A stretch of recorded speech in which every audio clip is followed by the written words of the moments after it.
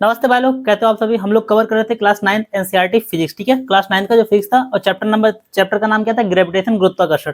इससे पहले हम लोग 2 क्लास ले चुके हैं। ठीक है, अगर आप लोगों ने वीडियो नहीं देखा तो प्लेलिस्ट बना आप लोग जाकर देख सकते हैं। ये आखिरी क्लास होने वाला, अरे मेरा इस यूट्यूब पे नहीं, इस चैप्टर का आखिरी क्लास होने वाला है। ठीक है, मतलब इस क्लास में हम लोग इस चैप्टर को कंप्लीट करेंगे। ठीक है, तो ग्रेविटेशन का जितना टॉपिक था हम लोग पढ़ चुके थे। बेसिकली ये ग्रेविटेशन जो थ्रस्ट और प्रेशर, जिसे हम लोग क्या बोलते हैं, प्रणोद तथा दाब बोलते हैं। ठीक है, किसी किसी बुक में मतलब जो अगर साइड बुक पढ़ेंगे तो कहीं कहीं पे ये अलग से चैप्टर दिया हुआ, और एनसीईआरटी में पढ़ेंगे तो वहीं पे दिया हुआ है। ठीक है, तो हम लोग कवर करेंगे इस चैप्टर, ये आखिरी क्लास होने वाला है। इसमें हम लोग आर्किमिडीज प्रिंसिपल, ठीक है, उसका कहाँ कहाँ पे अनुप्रयोग, मतलब एप्लीकेशन क्या क्या है। ठीक है, रिलेटिव डेंसिटी क्या होता है, डेंसिटी क्या होता है, ये सारी चीज को हम लोग डिस्कस करेंगे। ठीक है, तो इस आइए स्टार्ट करते हैं। सबसे पहला टॉपिक हमारा थ्रस्ट, जिसे हम लोग क्या बोलते हैं, प्रणोद। क्या बोलते हैं, थ्रस्ट।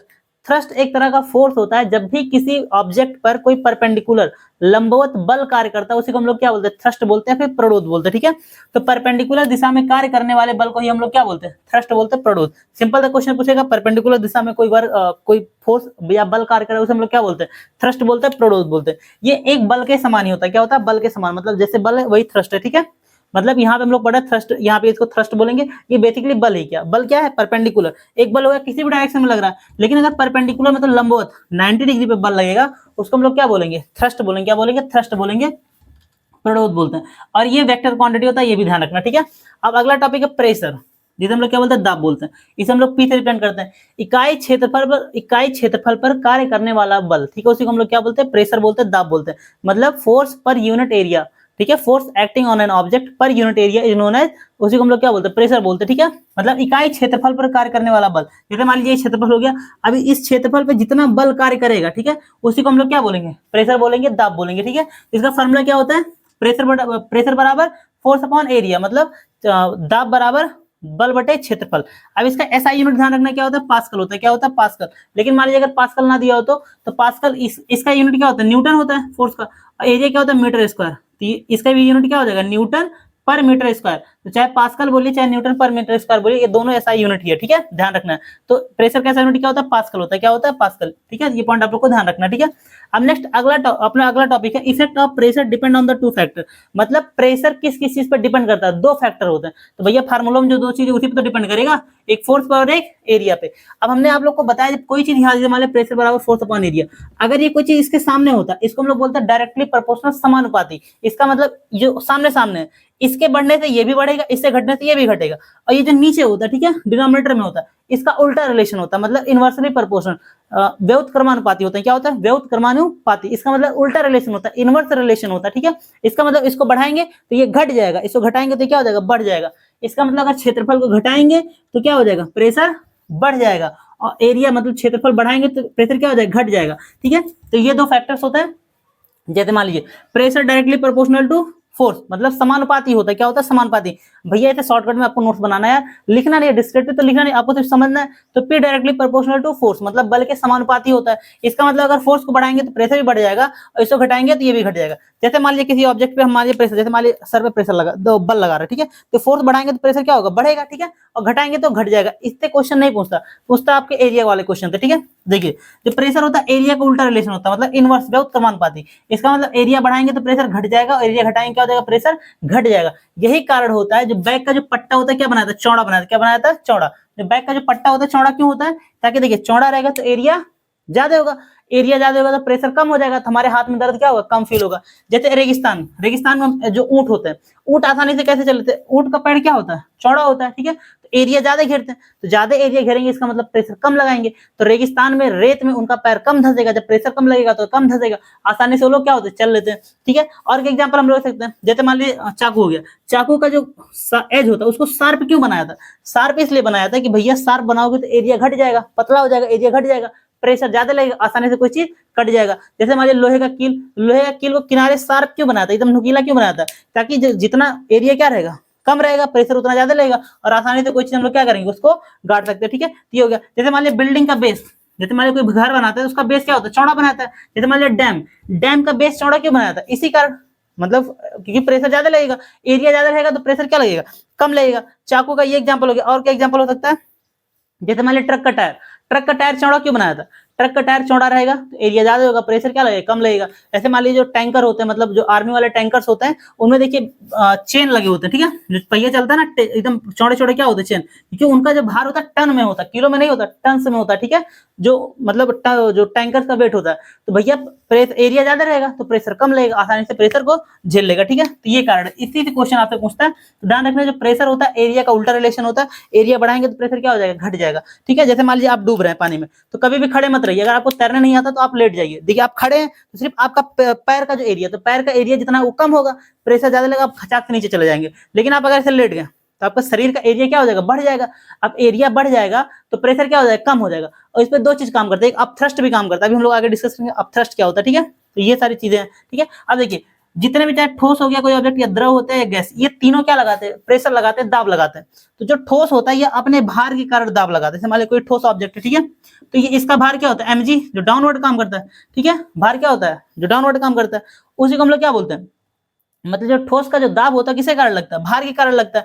अब तरल के द्वारा जो प्रेशर होता है, तरल किसको बोलते हैं, जिसे हम लोग फ्लूइड बोलते हैं, जो आसानी से फ्लो कर सकता है, बह सकता है, उसको हम लोग तरल बोलते हैं। तरल में हमारा गैस भी आता है और लिक्विड भी आता है, मतलब द्रव भी आता है और गैस भी आता है, ठीक है। तो इसको जिस बर्तन में रखे जाते हैं उनकी दीवारों पे क्या करते हैं, चारों तरफ ये बल लगाते हैं। अब इनको कैलकुलेट करने के लिए जब 11th चैप्टर में आप फ्लूइड चैप्टर पढ़ेंगे तो वहां पे डिटेल से कैलकुलेट कराया था, तो वो आप किसी काम का वो चीजें नहीं है, ठीक है। तो तरल जिस बर्तन में रखे जाते हैं, चाहे गैस हो गया चाहे लिक्विड हो गया, तो बर्तन जिस कंटेनर में रखे जाते हैं उसके दीवारों पे क्या करते हैं, चारों तरफ पे क्या करते हैं, फोर्स लगाते हैं यूनिट एरिया पे, तो उसी को तुम लोग दाब बोलते हैं, ठीक है। ये चीज हो गया।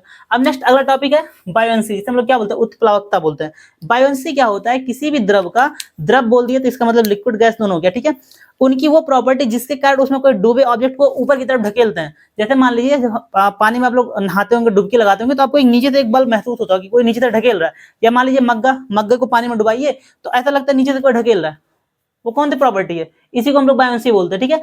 किसी तरल का वह गुण जिसके कारण उसमें डूबे हुए ऑब्जेक्ट को, मतलब उसमें जो इमर्ज्ड है, डूबा हुआ है, ठीक है, उस ऑब्जेक्ट को ऊपर की तरफ बल लगाता है, उसी को हम लोग क्या बोलते हैं, बायोएंसी बोलते हैं। ये किसी भी फ्लूइड का प्रॉपर्टी होता है, ठीक है। अब देखिए बायोंट फोर्स क्या होता है, तो भैया जिस बायोंट फोर्स को हम लोग उत्प्लावन बल बोलते हैं या फिर अपथ्रस्ट ऊपर की तरफ जो फोर्स लगेगा उसी को, थ्रस्ट मतलब फोर्स जो 90 डिग्री पे लगेगा, अप मतलब जो ऊपर की तरफ लगेगा, और इसी को देखिए हिंदी में उत्प्लावन, ऊपर की ओर जो ढकेलेगा उसी को हम लोग क्या बोलते हैं, उत्प्लावन बल। तो जिस बल के द्वारा ऑब्जेक्ट, किसी फ्लूइड में कोई ऑब्जेक्ट डूबा है, अब उसको जिस फोर्स के द्वारा नीचे वहां से ऊपर ढकेलेगा उसी को हम लोग क्या बोलेंगे, बायोंट फोर्स बोलेंगे।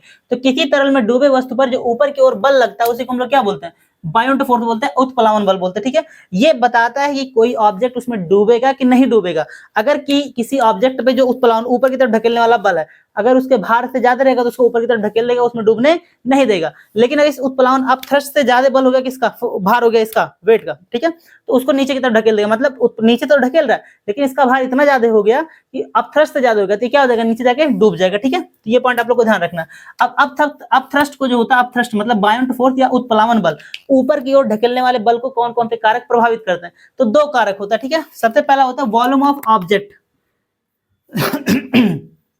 वस्तु का आयतन, ध्यान रखना, वॉल्यूम ऑफ ऑब्जेक्ट, जो जिस ऑब्जेक्ट को डूबना है, जैसे मान लीजिए इसको अगर किसी पानी में डुबाना है तो इसका वॉल्यूम क्या है, ठीक है। अगर इसका वॉल्यूम जितना ज्यादा रहेगा उत्प्लावन बल उतना ज्यादा उस पर लगेगा। यही कारण होता है जो नाव होता है, नाव को बीच में से खाली खोखला बना के उसका वॉल्यूम आयतन में क्या कर देता, बढ़ा दिया था, आयतन बढ़ जाएगा। आयतन बढ़ने के साथ साथ उत्प्लावन बल भी क्या होता है, बढ़ता है। पॉइंट आप लोग को ध्यान रखना। तो जो अपथ्रस्ट फोर्स है वो डायरेक्टली प्रोपोर्शनल होता है किसके, वॉल्यूम ऑफ ऑब्जेक्ट, ठीक है। वस्तु क्या होता है, वॉल्यूम के डायरेक्टली प्रोपोर्शनल। अगर वस्तु का वॉल्यूम बड़ा होगा, ज्यादा होगा, तो उत्प्लावन बल भी उस पर उतना ही ज्यादा लगेगा, उसको उतना ही ऊपर ढकेलेगा। इसी कारण नाव नहीं डूबते। ये डेंसिटी पे भी डिपेंड करता है, ठीक है। अभी हम लोग आर्किमिडीज का प्रिंसिपल पढ़ेंगे कि कोई ऑब्जेक्ट जब डूबता है तो कितना पानी, जो भार हटाता है पानी को, उस पर भी डिपेंड करता है, ठीक है। वो हम लोग आर्किमिडीज प्रिंसिपल में सीखेंगे, ठीक है। तो अपथ्रस्ट डायरेक्टली प्रोपोर्शनल है किसके, वॉल्यूम के। वॉल्यूम ज्यादा होगा तो अपथ्रस्ट भी क्या होगा, ज्यादा होगा। वॉल्यूम कम होगा तो अपथ्रस्ट भी क्या होगा, कम। इसका एग्जांपल हम लोग नाव देख सकते हैं, ठीक है। अब डेंसिटी ऑफ फ्लूइड, अब इसमें ध्यान रखना, फ्लूइड की डेंसिटी मतलब होता है कोई चीज कितना डेंस है, ठीक है। यूनिट वॉल्यूम में कितना उसका द्रव्यमान आ रहा है उसको हम लोग डेंसिटी बोलते हैं। और ऐसे भी समझ सकते हैं थोड़े मतलब ठेठ लैंग्वेज में, कोई चीज कितना घना है मतलब उसके पार्टिकल कितने पास पास हैं, जिसके पार्टिकल जितने पास पास होंगे उसका घनत्व क्या होगा, उतना ही ज्यादा होगा। अब किसी फ्लूइड का घनत्व पे भी डिपेंड करेगा। अगर किसी फ्लूइड का घनत्व ज्यादा है तो उसका उत्प्लावन बल ज्यादा होगा, उसको ऊपर की तरफ ज्यादा ढकेलेगा। और किसी का डेंसिटी कम होगा तो उसको क्या होगा, नीचे मतलब कम अपथ्रस्ट कम लगाएगा, ठीक है, ये ध्यान रखना। तो जो अपथ्रस्ट होता है ना, अपथ्रस्ट मतलब बायोंट फोर्स, ये डेंसिटी के क्या होता है, डायरेक्टली प्रोपोर्शनल, और किसके, फ्लूइड के। अब इसमें दो केस बनता है, जैसे मान लीजिए एक, जैसे पानी में हम लोग, पानी है और लकड़ी को उसमें डुबाना है, तो एक पानी का डेंसिटी है और एक लकड़ी का डेंसिटी, मतलब ऑब्जेक्ट का डेंसिटी है।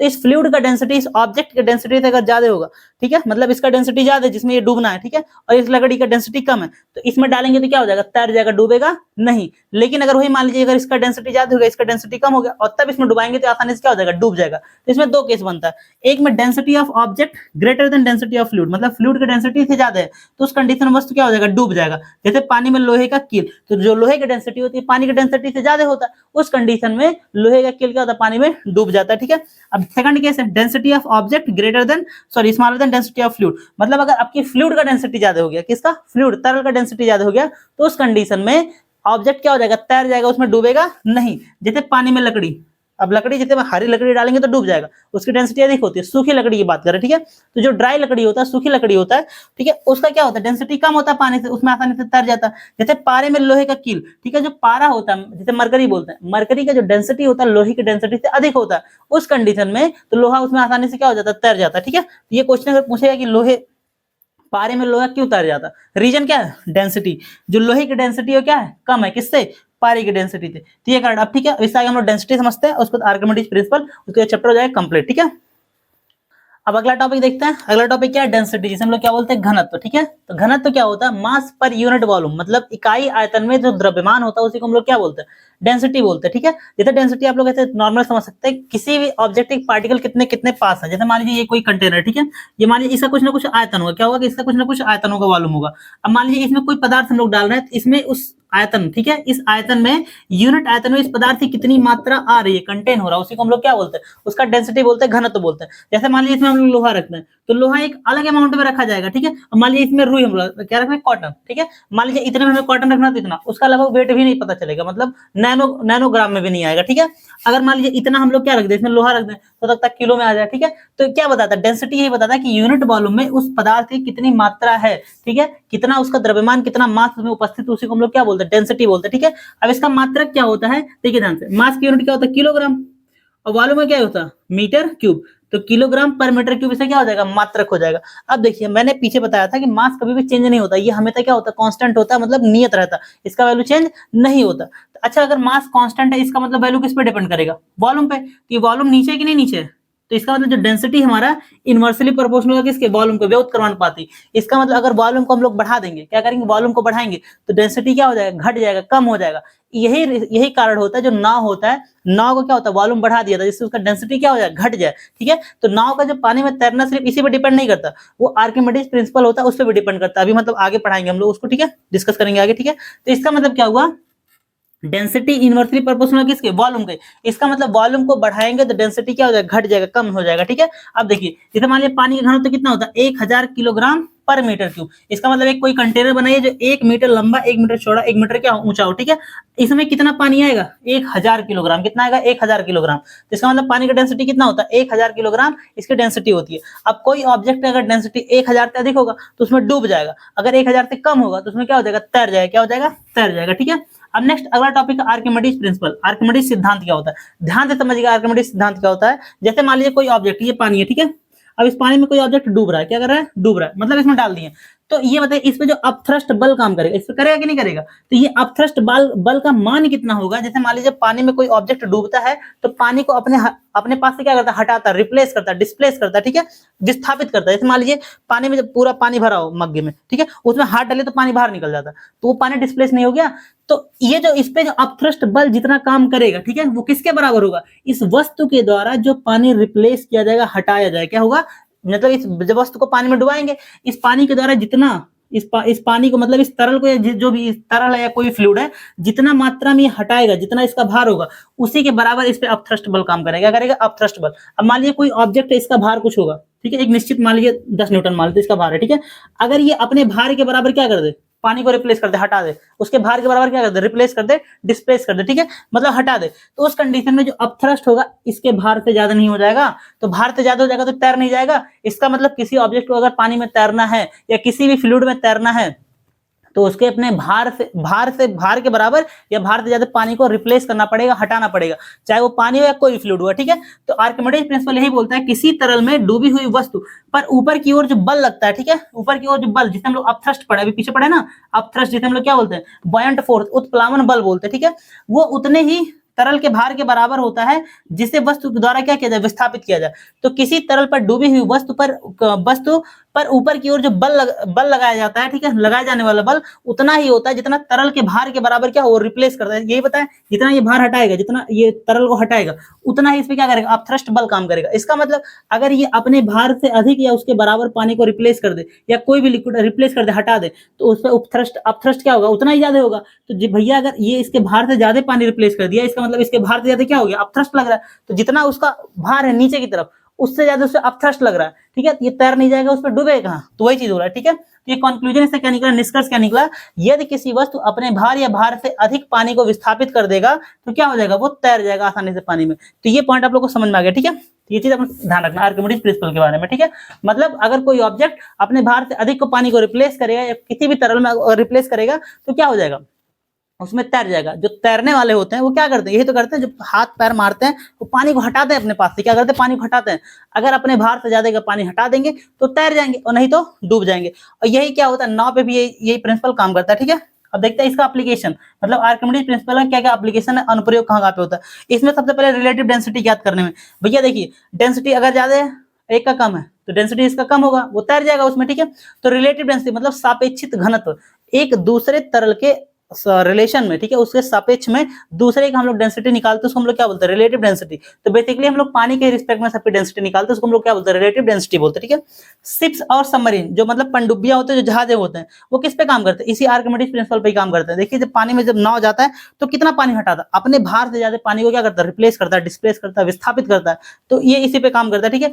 हाइड्रोमीटर और लैक्टोमीटर, ठीक है, हाइड्रो मतलब क्या होता है, पानी, ठीक है, जल के मतलब शुद्धता को मेजर करने के लिए, और लैक्टोमीटर शुद्धता मतलब उसमें जितने ज्यादा मिनरल्स मिलेंगे, जितने ज्यादा उसमें लवण मिलेंगे, उसकी डेंसिटी उतनी ज्यादा होगी, ठीक है।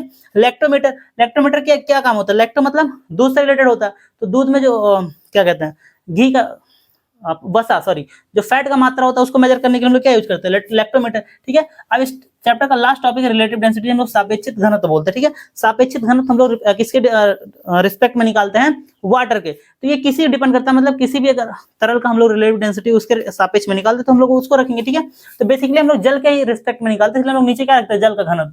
तो रिलेटिव डेंसिटी का फॉर्मूला क्या होता है, वस्तु का घनत्व, जिस वस्तु का हमें घनत्व पता करना है उसको ऊपर रखेंगे, ठीक है, और नीचे क्या लिखेंगे, जल का घनत्व, ठीक है। तो इसी के रिस्पेक्ट में हम लोग निकालते हैं, उसी का फार्मूला क्या होता है, रिलेटिव डेंसिटी। तो फार्मूला ध्यान रखना, रिलेटिव डेंसिटी बराबर वस्तु का घनत्व बटे जल का घनत्व। जल का घनत्व कितना होता है, 1000 किलोग्राम पर मीटर क्यूब। इसी के साथ एक ग्रेविटेशन चैप्टर और thrust of pressure chapter complete होता है। अब इसको एनसीईआरटी केमिस्ट्री में एक चैप्टर बचा हुआ है, स्ट्रक्चर ऑफ एटम, और फिजिक्स में 2 चैप्टर बचे हैं, एक वर्क एनर्जी पावर और साउंड चैप्टर, ठीक है। इसके बाद क्लास 9 एनसीईआरटी कंप्लीट हो जाएगा, उसको हम लोग 10th पे कवर करेंगे, ठीक है। तो इस क्लास का पीडीएफ लेना है तो डिस्क्रिप्शन में टेलीग्राम का लिंक है, आप जाकर ज्वाइन कर लीजिए। मिलते हैं अगले वीडियो में, तब तक बाय बाय, टेक केयर, जय हिंद, थैंक यू।